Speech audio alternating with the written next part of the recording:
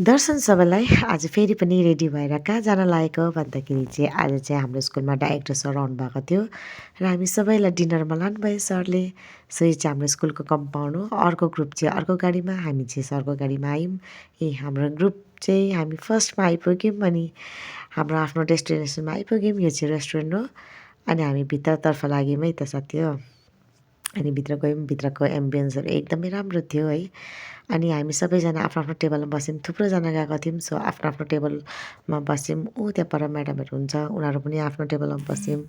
अनि हामी सबैजना अर्डरहरू दिन थाल्यौँ। अनि फोटो त खिच्नै पर्यो। अनि घुमाइ फिराइ गर्दै हामीले फोटो खिच्यौँ, रिल्स बनायौँ है। हेर्नुहोस् न भित्र कस्तो मजाले डेकोरेटहरू गरेको छ। यहाँ चाहिँ बर्थडे पार्टी सबै गर्न मिल्ने खालको छ कि जग्गा पनि एकदम स्पेसियस छ। अनि हामीले अर्डर नआउन्जेलसम्म हामी फोटो खिच्यौँ, रिल्स बनायौँ। अब बल्ल बल्ल बाहिर जानु पाएको है।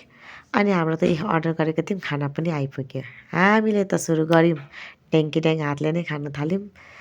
चम्चीले खाँदाखेरि अलिक कस्तो अप्ठ्यारो हुन्छ, हामीले चाहिँ हातैले दियौँ, मजाले खायौँ। अनि सबैले खानासाना खाइसकेपछि हामी फोटोसोटो खिचेर लागि पनि हाल्यौँ स्कुलमा। यहाँबाट चाहिँ हाम्रो स्कुल एकदम 15-20 मिनटै लाग्छ।